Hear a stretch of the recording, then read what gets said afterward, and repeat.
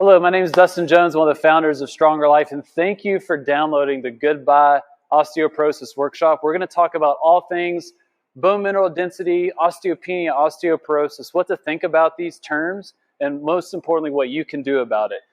I hope you enjoy this workshop. If you have any questions about your situation, about what you can do about it, if Stronger Life is right for you, feel free to shoot me an email or give us a call, text. That information has been sent to you. That contact info has been emailed to you and texted to you as well. But if you have any other questions, hit me up. Hope you enjoy this. Thank you. All right, y'all. Welcome. How we doing? It's good to see familiar faces, some new faces. Welcome, Stronger Life members, non-members. We're going to have an awesome discussion about all things bones, bone mineral density, osteopenia, osteoporosis. Our goal today is that these terms are not as intimidating as what many folks perceive it, and there's something that we all can do about it, whether we have a diagnosis or whether we don't, and we want to make sure we avoid a diagnosis. Can you hear me okay in the back? We got lots of fans going on. First, a quick raise of hands. Who in here has been screened for osteoporosis or osteopenia with something like a DEXA scan? All right, awesome. Who in here has received a diagnosis of osteopenia? Awesome. All right, who has received a diagnosis of osteoporosis? Okay, awesome. All right, so there's going to be something for every single person in this room. So goodbye osteoporosis, how to build stronger bones. So what we're going to talk about is just get a good idea of what those terms are, what they mean, and then more importantly, what we can all do about it. All right, just a very simple 3-step process of things we want to focus on. And some of them you all are already doing, others you may want to think about and consider. So the first thing, when we're talking about osteoporosis, osteopenia, what we're actually talking about is the density of your bones. Bone mineral density, or BMD, is what you'll see a lot of, maybe in your medical charts or online as well. Usually what happens is for most folks, once you reach a certain threshold, so for many females after the age of 65, or sometimes after menopause, or men over 70, it can sometimes become a regular screen. Raise your hand if you've had that conversation with your primary care doctor, where you had a birthday and they said, okay, now we got to talk about X, Y, and Z. And so the usual course of care is that those conversations start to happen. There's some questionnaires, some questions that they ask to get a good idea, but ultimately, kind of the gold standard of what most physicians are going to have you do is a DEXA scan. A DEXA scan. Very quick scan, nothing too crazy, harmless. You're basically laying down and this thing is kind of scanning your body, and it's getting an idea of the density of your bones. Now, that DEXA scan, who has that DEXA scan report or looked at it? How intimidating was that, or overwhelming, right? You see this report, you see numbers and T-scores and all these negative numbers, 2.5, 1.7, all these different numbers that are thrown around.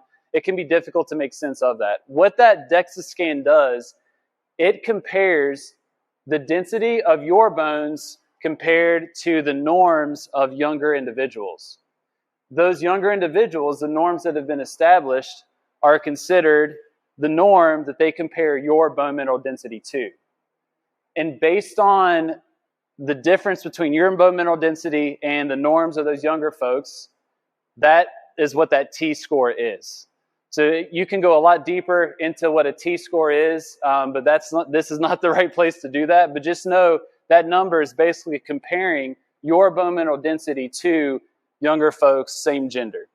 And so you get that T-score, and that is what determines your diagnosis. So if you have a T-score that is under -1 up to kind of those positive numbers, that means you have normal bone mineral density. What that means is you have healthy bones that are less likely to be harmed to fall, for example. If you have some type of impact, your bones are going to be able to absorb that force. You're probably not going to have a fracture. You'll bounce back and you'll be perfectly fine. Now, if you have a T-score ranging from -1.0 to -2.5, that is considered osteopenia, or you are osteopenic. You have low bone mineral density. This is when your risk of a fracture, for example, starts to go up. So when it's raining and it's slippery and we slip and lose our balance and we go to catch ourselves with our hand, if I have osteopenia, I'm at a little bit higher of a risk to fracture my radius or ulna. Raise your hand if you fractured your wrist or your arm before. Yeah, and so that can happen. So osteopenia. Then if you have a T-score of negative 2.5 or greater, like negative 2.6, negative 2.7, and so on and so forth, then you are considered to be osteoporotic or have osteoporosis. And your risk of fracture goes up even more. So normal, osteopenia, and then osteoporosis. That DEXA scan looks at a few different areas that are very important. One is the wrist. Our wrist bears a lot of weight in a lot of different positions, so we want to know what's the bone mineral density there. You will also likely get numbers of your bone mineral density in your lumbar spine. So your vertebra in your low back, they take a lot of weight, a lot of load. They're going to look at the score there. And then they're also going to look at that DEXA, or the bone mineral density, at the neck of your femur, or basically your hip bone. And so those three areas are most common, and they'll look at the right, they'll look at the left, and then they'll compare your bone mineral density to young folks, same gender. And that's how we get those scores. And what you'll see, if you get a really good DEXA scan, you may have osteoporosis in your right hip, and then maybe osteopenia in your left hip. Or the left hip may be normal, and you may have osteopenia in your wrist. What you'll notice once you get a DEXA scan is you'll see different areas of the body may have different bone mineral densities, which is really important for your providers to know. And if you're working with a physical therapist or a Stronger Life coach, it's really helpful for us to know that as well. Do we have any questions about that? About DEXA scans, T-scores, all that fun stuff? All right, thumbs up if that's all good. Okay. Now, the important thing that we want you to know about this is that oftentimes that you will see these scary pictures, right? Normal bone compared to osteoporotic bone, where it's this kind of fabric of bone that there's less mass, it doesn't look as strong. It can be rather frightening. The beautiful thing is that you can do something about it. Even if you have that quote-unquote osteoporotic bone, there's a lot you can do to make it look like the bone on the left, what we would consider normal bone or higher bone mineral density.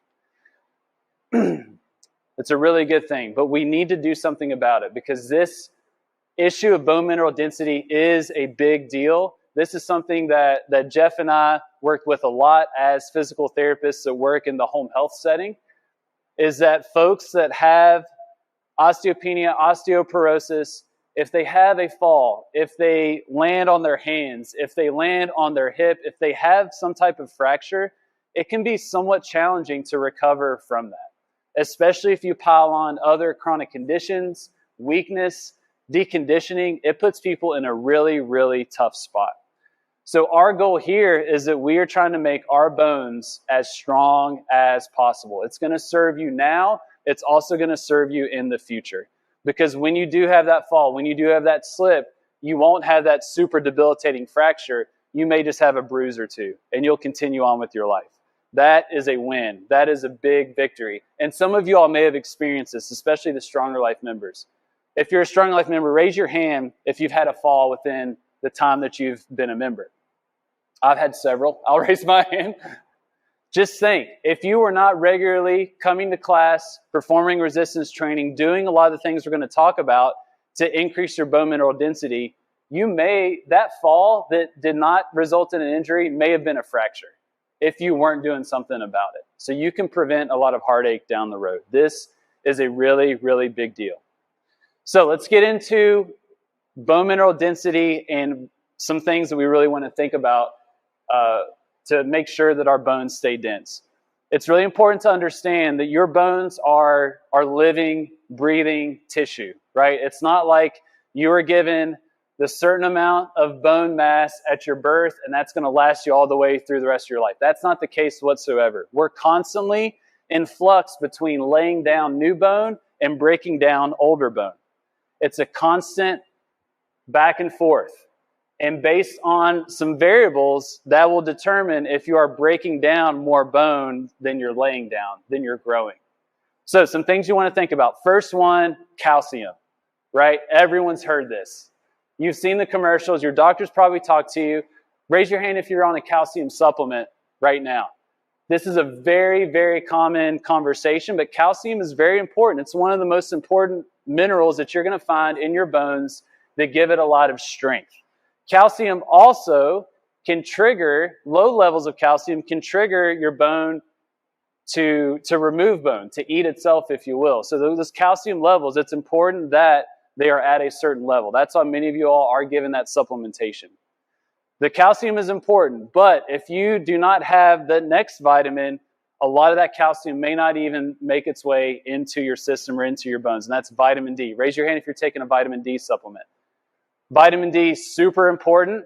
They continue to raise the recommended levels just because we're learning how important vitamin D really is. You need vitamin D to be able to absorb that calcium. So nowadays, when you are getting calcium recommendations, you're often also getting vitamin D recommendations as well. And that's a really good thing. So calcium, vitamin D, estrogen. Estrogen is absolutely vital to really promote bone growth and bone metabolism. And this is a big issue for all the females in here. As we go through menopause, the hormonal levels change, estrogen will typically go down, and that's why, in terms of rates of osteoporosis, females will typically get osteoporosis more frequently. And so estrogen is really important, and that's why estrogen for some people will be an intervention. You will take estrogen to help with your bone growth. And then last but not least, stress. Not emotional stress, but physical stress. There's a really important thing that we want you to remember, and that's Wolff's Law. Wolff's Law. Wolff's Law, all you need to know is that your body is going to respond to the physical stress that you expose it to. Your bones will adapt. If you expose your bones to force and stress, your bones are going to lay down more bone and get stronger as a result. Wolff's Law, that's really important, and that we're going to come back to that when we get toward the last part of the talk. Wolff's Law. So calcium is important, vitamin D is important, estrogen is important, and then stress, physical stress, that force that your bones experience. All of these things are factors. There's more, but these are the big factors that will influence if you're laying down more bone than you're taking away, vice versa. Okay, so that's osteopenia, that's osteoporosis, bone mineral density. All good stuff. There's a lot we can do about it. Now, let's talk about some actionable things for us to really think about. All right, so what can you do about osteopenia and osteoporosis? We're going to break this down into 3 parts. 1, medical care. Good medical care. Talk with your doctor. 2, food. Number 3, exercise. All right, number 1. Raise your hand if you have a primary care physician that you see hopefully on an annual basis. Awesome. This conversation typically will be brought up by your primary care physician, but this is a conversation that you want to have. The reason being is that that physician can kick off that cascade of different screens and measures that we can do to help put you in a good position now, but then also in the future. The earlier bone mineral density is on your radar, the more you can do about it. This is really important, and the primary care doc is very, very helpful here. So they'll help asking you some questions, maybe getting some different labs to see the levels of calcium or vitamin D in your system, maybe ordering a DEXA scan so you can get that number and then know what you need to do about it. So that's really helpful. They can also prescribe medications. Who's taking a medication right now for osteoporosis? What are you taking, if you don't mind? Yeah. So that's popular. Phasamax is another one. There's a whole bunch of different medications that can be helpful. There are side effects to many of them that can impact other systems. So usually when these medications are prescribed, it's done in a manner that they're going to observe how it impacts the body in other areas. But what the research is pretty consistent on is a lot of these medications that are quick to be prescribed They are effective, but usually effective in the short term. When folks are taking these medications more than 5 years, they're not seeing much of an impact. And if you know anyone, or if you are on medication, you probably know the common theme that you see is these medications are prescribed and people will take them for decades, right? But after 5 years, they may not be as effective. However, initially they are. So a physician will help you with the screening. They may help you get that DEXA scan. They may prescribe a helpful medication, recommend that calcium supplementation, vitamin D. They're going to get that ball rolling. And if they're a really, really good physician, they're going to recommend some type of movement, exercise, or recommend physical therapy. 1, talk to your doc. Get this on the radar and later. All right, number 2, nutrition. Coach Amy did an awesome video talking about a lot of these things earlier this month. We often kind of mention nutrition kind of as a side note, right? Oh yeah, eat your fruits and veggies because they're good for you, whatever that means, right? But your food intake, your nutritional intake, supports a lot of really important things, bone mineral density is being a big one. And you want to eat foods that are going to be rich in the calcium, vitamin D, and then also vitamin C as well. So calcium, many of you all are probably already good in this department of dairy, right? Dairy is a very, very helpful source of calcium. Vitamin D is a big one that you'll also see in a lot of dark green, leafy vegetables, cruciferous vegetables like cauliflower, broccoli, things of that nature. Legumes, figs, salmon has a really good source of vitamin D. Tuna, a lot of fish are a pretty solid source. And then vitamin C as well. So think of some of those citrus fruits, bananas, peppers, tomatoes, something with a little bit of acidity to it typically has a lot of vitamin C. Basically, the theme that you're going to see, if you eat a lot of fish, some dairy, and lots of fruits and vegetables, you're going to do yourself a favor. And you're going to give your body what it needs to be able to create bone mass and grow your bones. Really, really important. So we don't want to underemphasize that. This is a really big deal. And what we would recommend is that you focus on that area first before you go to pop a pill of the calcium supplement, the vitamin D supplement. Max out what you can get with real whole foods and then supplement beyond that if you need to. All right, talk to your doc, get that screening process going. Be very aware what you eat is going to impact the density of your bones. And then last but not least, exercise. And this is where we're going to spend a good bit of our time. Wolff's Law, really important. Exercise exposes your bones to stress. And when your bones experience that stress, it tells your body, hey, I don't want to break this bone. We need to make this stronger. We need to lay down more bone. That's why in parts of your body that you bear more weight, where you experience more force, those bones are bigger and they're usually denser. Your lumbar spine, your femurs, the neck of your femurs here, and your arms, if you spend a lot of time on your hands, those bones are going to be a little bit stronger. And that's because Wolff's Law is telling your body to lay that down. Now, this is a really important part because if you go through the common medical system, they're going to say, hey, you need to exercise and you need to lift some weights. What we want to make very clear is that not all exercise is created equal in improving your bone mineral density. Not every exercise is created equal. What types of exercises are going to be more helpful? Let's look at this right here. Lots of numbers. I'm aware of this, but this is really interesting. So what you're seeing on the left is the activity or the exercise. What you're seeing on the right is how much force you're going to feel throughout your body or experience. We call that vertical reaction forces. And this number is how many times your body weight will your bones experience with that particular activity. Does that make sense? So when you're lunging, when you're just doing a lunge like this, let's go ahead and stand up.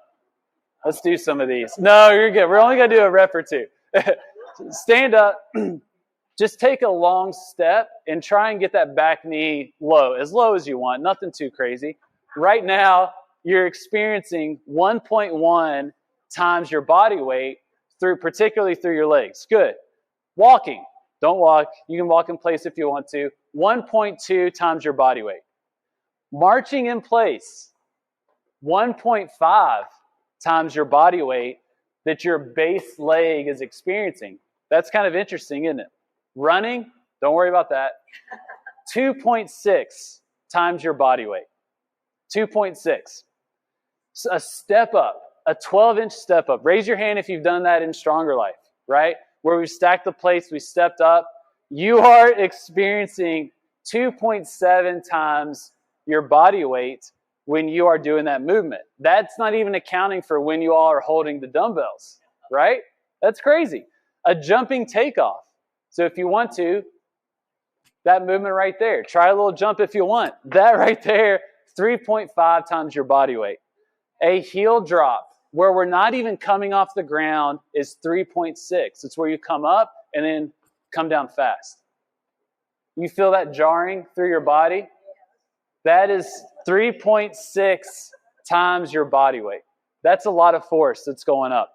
A jump squat, which is where we squat down and then jump, that is 3.8. You don't have to do those. We did those earlier this week, right, or last week. A foot stomp, where you're just intentionally making that loud noise, 4.6. And you can feel that, right? You feel that force through your legs. A vertical jump is 4.7.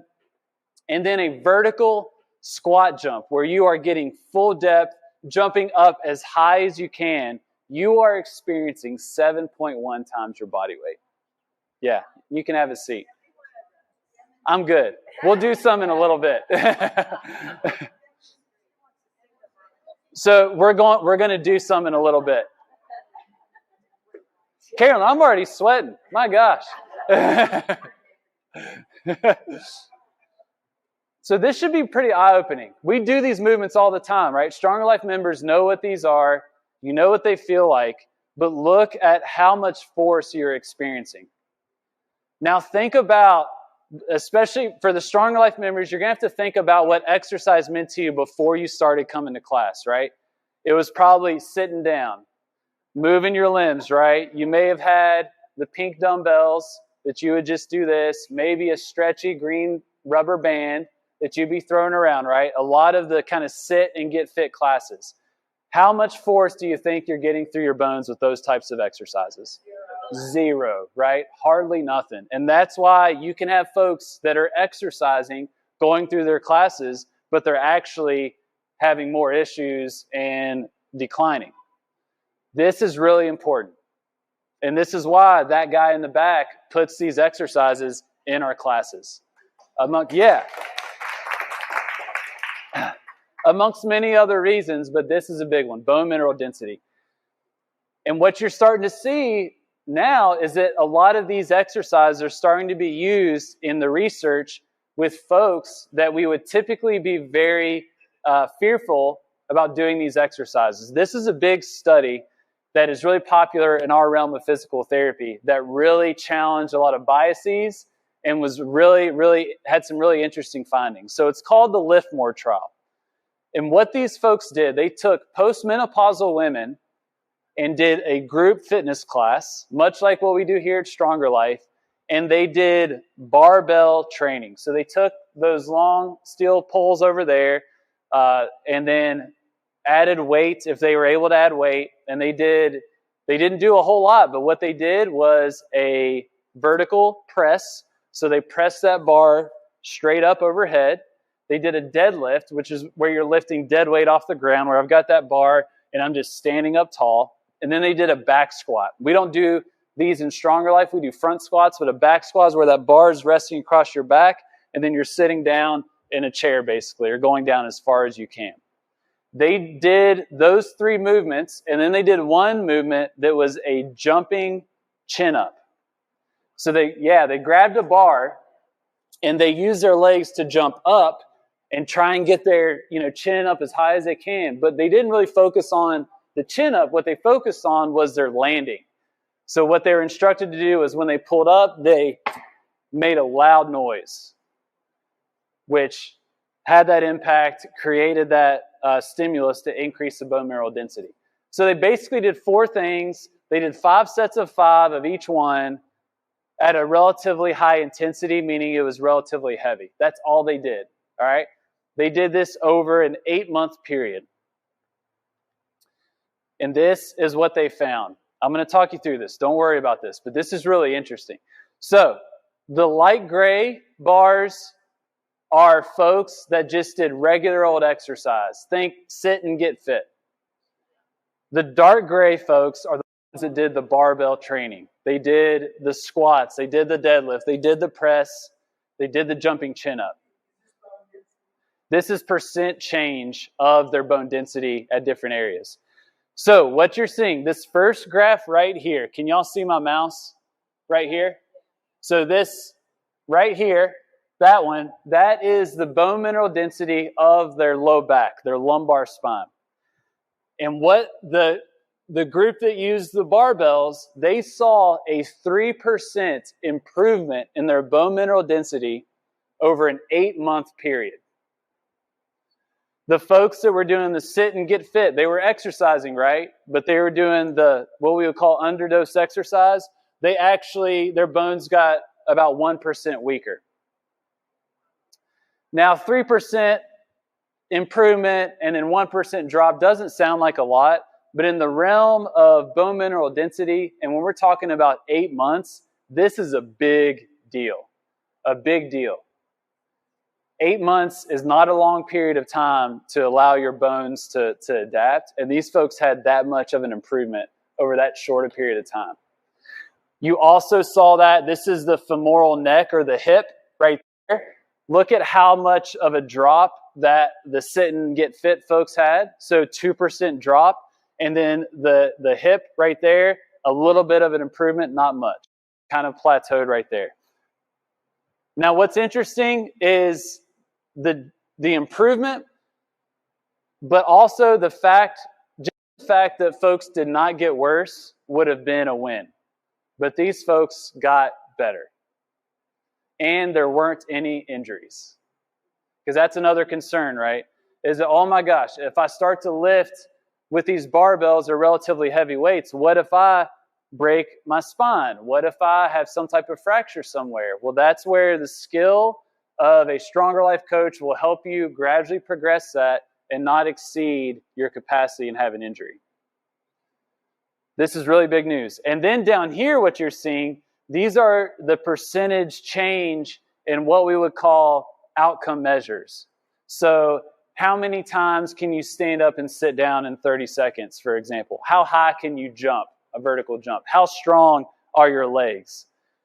And then across the board, the folks that lifted those heavy barbells got significantly better over that 8-month period. What you're seeing right here, in terms of their leg strength, they got about 35% better over an 8-month period.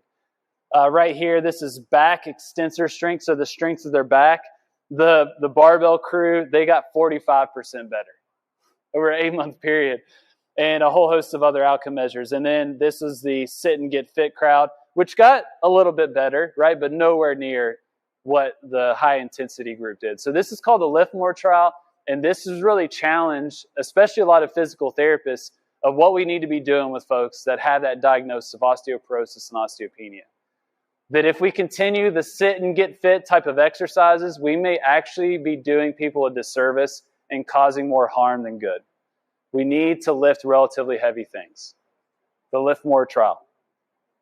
So, let's talk about some of these principles that are important to optimize bone health, in particular related to exercise. First one is specificity. Specificity. What that means is that when we are applying load, it needs to be specific to that area. We want to make sure if we have low bone mineral density in our hip, we need to do things that is going to stress our hip. If I have low bone mineral density in my back, I need to do things that are going to stress my back. We need to be specific with our exercise to target those areas. And this is really important when you get that DEXA scan, because you may see differences in different areas. That if you see, oh my gosh, my lumbar spine has really low bone mineral density, I probably want to give a little preference to things that are going to stress my back. What are those, right? Deadlifts, that's a great one, where you pick dead weight off the ground. What we did today, right? Who came today? What did we do the first part of class? Yeah, that single, we had one dumbbell, we were bent over, we were working our arms and our back muscles, but your lumbar spine, that was getting force as well. So you want to be specific. All right, that's one. If you come to Stronger Life, this is not as much of a concern because we're going to stress your bones all over the place every single day. But it needs to be specific. Number two, it needs to be progressive. It needs to be progressive. This is why when I come up to you and say, hey, do you want a heavier dumbbell?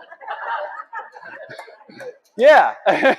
I'm not just being mean, right? There is a reason.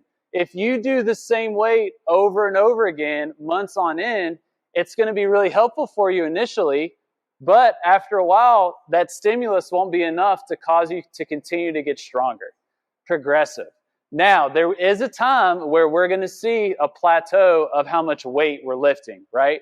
We're not always going to be hitting PRs. There's going to come a time in our life where our strength is probably going to go down some. So we don't want to emphasize the weight per se, but it just needs to be progressively harder. It needs to feel heavy, all right? What is heavy for you right now may be impossible in 10, 15 years, right? You may be lifting a lighter weight, but it needs to still feel very heavy, all right? So progressive. That is why we're kind of nudging you. Go a little harder if you can. Grab that heavier dumbbell. Push yourself a little bit because progressiveness of exercise is super important with your bones, muscles as well, lots of other things. Number three, reversibility. If you get that diagnosis, it is not a death sentence. You do not have to live with that forever. You can reverse it. Carolyn Holmes is a great example. There are certain areas of her body that may be considered osteoporosis, and at a recent DEXA scan, shifted to osteopenic. It improved, which is huge. Those T-scores can change. It is reversible. Now, you may not go from osteoporosis all the way back to normal bone density. That's pretty rare, but you can definitely make your way more towards what would be considered normal. It can be reversible. So reversibility is huge. Number four, initial values. What we mean by this is that, this is kind of counterintuitive, is that the weaker the bone, the more sensitive it may actually be to stress. As in, I can probably get a bigger change in someone's bone mineral density if it's super weak compared to if it's super strong. So this is where I think the rehab world has it all wrong, because if we typically get folks that have osteoporosis and a really low T-score, we're often treating them with kid gloves. We're almost saying, hey, you need to sit in a chair. I'm going to give you this really light weight. I'm going to give you this stretchy band. I'm going to make sure you don't get hurt. We're going to move. You're not going to get stronger, but I'm going to make sure you're not getting hurt, right? But in reality, that's the person I need to be challenging, right? In a progressive manner, but they are going to respond very well. So initial values, meaning if you have low bone mineral density, you're going to be more sensitive, or you're going to respond even more so to exercise than someone that has normal bone mineral density. So that's good news. That's really good news for folks that may have a lower T-score. And then number five, diminishing returns. There comes a point where you're lifting so heavy that your bones aren't going to get that much stronger. That's just the fact of the matter. Early Johnson, for example. Early lifts some heavy weight, right?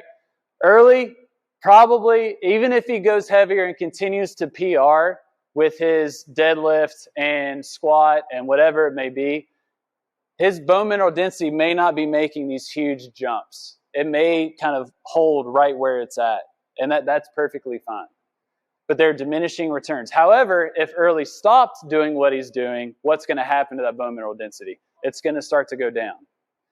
So there's diminishing returns. And that's where we really think a lot about going hard and heavy enough to where you're going to see change, but not going too heavy or too hard to where you may have some type of injury. So there's a point of diminishing return. Specificity, being progressive, It's reversible. There's reversibility. Initial values, meaning if you have a very low number, you're actually going to be more, you're going to respond better to exercise. And then there's a point of diminishing return. Most of us are not to that point of diminishing returns, but just know more isn't always better per se. Okay, so those are the principles. Now, how do we apply this at Stronger Life, but how can you apply this in your own exercise program as well? Number one, progressive resistance training. Raise your hand if you are performing progressive resistance training.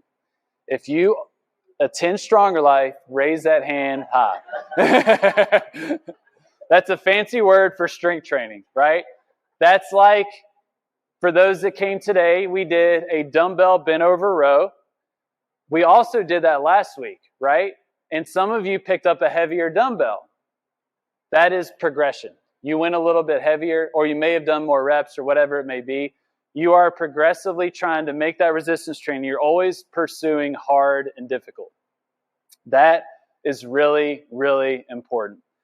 The big word here is progressive. If you're doing the same weight over months and months and months on end, it may not be benefiting you. That's what you need to progress it. So number two.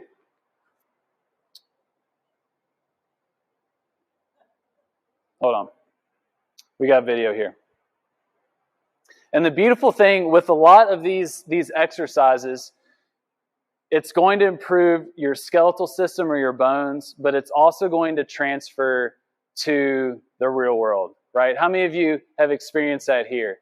Of the deadlifts to where you can lift, that heavy bag of dog food or mulch or whatever, or the presses that we do. Now you can get things up in the cupboard a little bit easier. They're really helpful in that manner as well. All right, number two, high velocity power training. If you're a Stronger Life member, go ahead and raise your hand that you do this. Exactly. So what we're thinking about with high velocity power training is that you're doing exercises that cause you to do things quickly, to do things fast, right? Sue Westerman right up here. This is an example of that. If it'll play. A barbell clean and press, where we're taking a weight, we're lifting it up quickly to our shoulders, we're dipping, and then jumping up to press that weight overhead. These quick, explosive movements, and even if you do it with resistance training, those are going to be very, very helpful. If you go to Stronger Life, you're doing these all the time. These are the movements where we're emphasizing speed. The clean, where we take the weight up to the shoulder. The push press, the snatch, where we take the weight from the ground all the way up overhead. Those types of movements where me, Jeff, or Amy are saying faster, faster, faster. That's power training. Go, Sue. We should just get the barbell out and have you do it in your dress. Yeah. So progressive resistance training, high velocity, high speed power training, and then last but not least, weight bearing, impact training. So where we're bearing weight through our limbs. One helpful thing to do is through your arms, right? If you do bear crawls, raise your hand if you love bear crawls. Yeah, we don't see a lot of where we're crawling on the ground. That's helpful. It gets weight through your arms. Jumping as well. Whether it's our feet are coming off the ground or we do something like the heel drop, for example, where we're experiencing load through our limbs and bearing our own body weight, it is very, very beneficial. So progressive resistance training, high velocity power training, and then weight bearing impact training. It would be in that category, but why would walking potentially not be the most effective thing to build bone mineral density? Yeah, the amount of force. And the question was, for those watching on the video, was walking. Is walking considered a weight-bearing activity? So yes, but you're only experiencing that 1.2 times of your body weight. And so that's why not any exercise is going to be helpful here. But if you did marching, right? I think marching was like 2.5.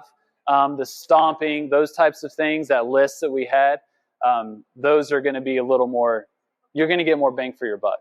Yep. Good question. What's that? Yeah. Yeah. So what's good? Yeah, so if you've had like a pulled muscle, if your back's kind of cranky with some of these movements, because I know that can be a concern if you are doing fast movements and you're trying to jump, it's how can we go about getting that force out of pain? So this is where we think about maybe if you were doing regular jumps, maybe holding on to something like a post or a countertop, for example, or even sitting down and stomping your legs, things of that nature. How can we take that activity and just give you a little more resistance? The most common would be to be able to hold on to something as you're doing that activity. And typically, you can still do a lot of these movements and it won't bother you as much.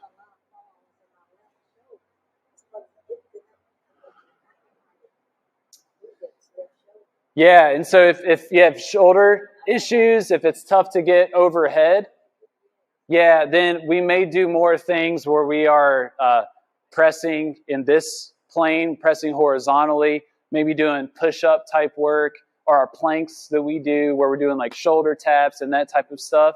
You're going to get that same force going through there, and you won't have to go overhead. Yeah, and that's a common thing. Going overhead can be really tough if you're really tight. That's why we do a lot of overhead work, but we're very thoughtful of how heavy we go. Typically, we're not going too heavy overhead with that. Good question. Another question. Yeah. Can a trampoline be beneficial? Definitely, right? Who's fallen prey to the infomercials of the bouncer? I mean, you don't see them as much anymore. A lot of physical therapy clinics, they all bought the trampoline with the handlebar. Those are helpful, for sure.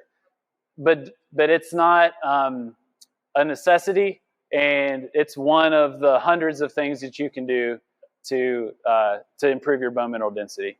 It's not the end all be all like it's often advertised. I think the Rebounder or something like that is the brand. Yeah, and they're fun as well.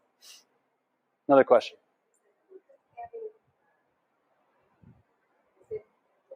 Sorry, I can't hear you. Hula hoop? I don't know. I'm sure there is some for coordination. Okay. All right, Sandra Brown. Okay. Yeah, you should bring that to class sometime. We'll take a look and we'll figure that out. Yeah. Yeah, the hula hooping, fun, keep doing it, but just from my limited experience with hula hooping, you don't get a ton of force per se. It's great for like coordination, core work, but you're not getting a bunch of weight bearing versus like when you're jumping or doing something really quick, resistance and weight. You could do both. Yeah. Or like the heavy hoops, that may be a little different. Yeah, I'm sure that's a whole different story, but I would be surprised if it has some of those high numbers like we saw with like jumping and the heel drops and things like that.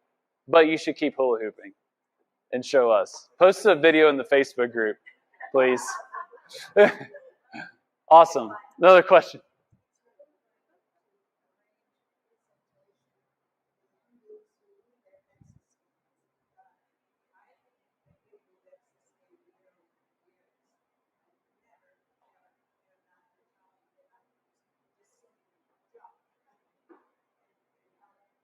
Yeah.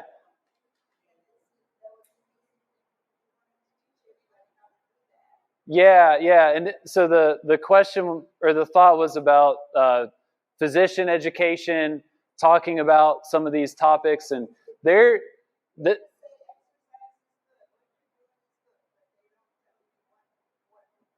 right. Well, they're also in a very difficult spot to give that because they want to get you going in the right direction. Their job isn't necessarily to create an exercise program for you and be able to give you specific advice of how to execute that exercise program. Their job is to make an appropriate referral to someone that's going to take care of that. So, right. So that's why, I don't expect any physician to give you specific exercise advice. They shouldn't. They don't get a lot of training on that. This is the fitness professional and physical therapist realm. What they do need to do is say, hey, I know someone that you need to see. You need to see this person because this is really important. Exercise is really important. So they need to make that referral. So I don't think they should be giving you specific exercise advice, but general, you need to be moving. Here's another professional to refer to get that going, whether it's a Stronger Life or some other type of professional in the community. Yes, we'll give you cards. Yep, for sure. For sure. They're in a tough spot because if I'm a physician, and Ray Brown could speak to this too, if you come to me and I see a whole host of problems, for some of you, I could say you need to go exercise and you'll probably do what you're supposed to do. And then the other half, I could say go exercise and they're going to do who knows what, and they're going to end up hurting themselves or not do it in a manner that's going to be helpful or beneficial. So they're kind of in a tough spot there. Yeah.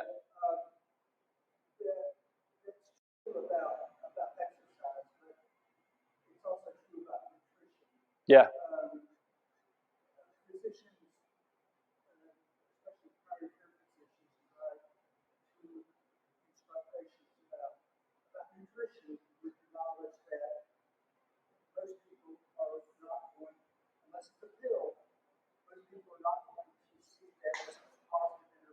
Mm-hmm.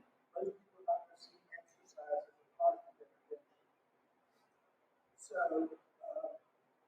that's not a reason for them not to do it, but it's a reason that they might default to something else that they know that you might do.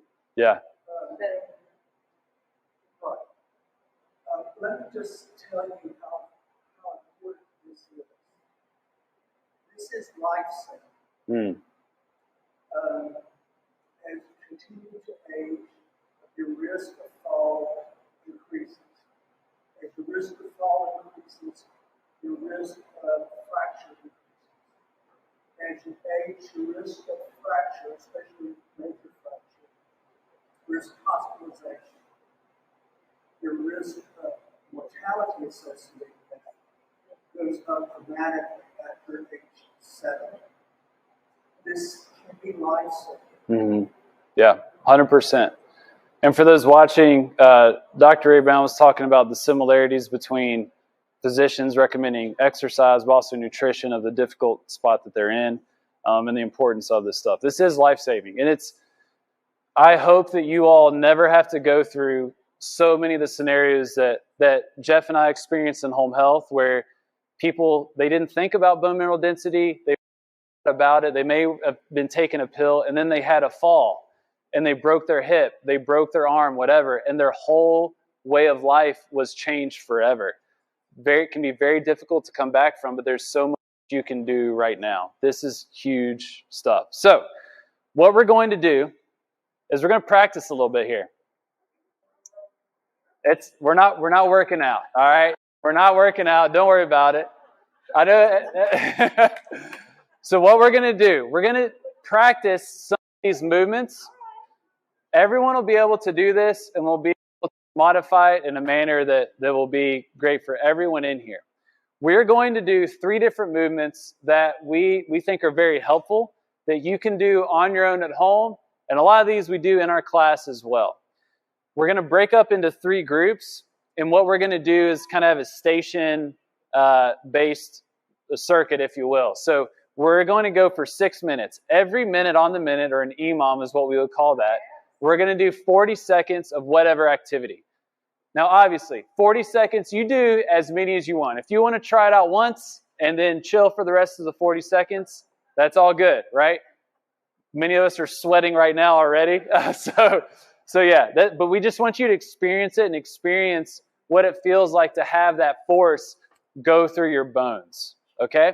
So what I'm going to do is count you all off 1, 2s, and 3s, and then we're going to go through each exercise. And then we'll get in our different stations. I'll make sure we're all good to go and we know exactly what we're doing. All right, so just remember your number. All right, 1. What you can do to have targeted exercises that are going to be helpful for many things, but particularly your bones. You do those types of movements on a regular basis, you're likely going to see a significant change in your bone mineral density. That is why we do them at Stronger Life. And if you aren't doing those in your exercise program, if you're not a member, we encourage you to really think about how you can work those in. These are often neglected. When was the last time you jumped, right? Outside of this experience, right? We have to do these things to really challenge ourselves in many ways. All right, thank you for your time. This is an awesome group. Appreciate it. We had some really good questions. I encourage you, go ahead. If many of you already have my contact info, take a picture of this. If you do have a question about your DEXA scan, about exercises, bone mineral density, any of that type of stuff, take a picture, shoot me an email, or call or text our cell phone number, 334-0780. Are you going to make your slides available? Yes, slides will be available. This recording will be available. We'll share it far and wide. Yeah, the jumping's fun. Awesome. All right, good work, everybody. Awesome job.